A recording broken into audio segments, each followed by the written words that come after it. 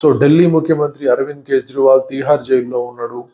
ఆయన ఒక కోరిక కోర్టును కోరాడు. అదేంటి అంటే, నాకు షుగర్ లెవెల్స్‌లో హెచ్చుతగ్గులు అయితా ఉన్నాయి కాబట్టి, నేను నా డాక్టర్‌తో వారానికి 3 రోజులు మాట్లాడే విధంగా సంప్రదించే విధమైన పర్మిషన్ కావాలని అడిగిండు. వెంటనే ఈడీ ఒక విచిత్రమైన విషయాన్ని తెలిపింది. అదేంటి అంటే, కావాలని చెప్పేసి మామిడి పండ్లు తింటా ఉండు, స్వీట్లు తింటా ఉండు. దానివల్ల ఆయన షుగర్ లెవెల్స్‌లో హెచ్చుతగ్గులు వస్తా ఉన్నాయి.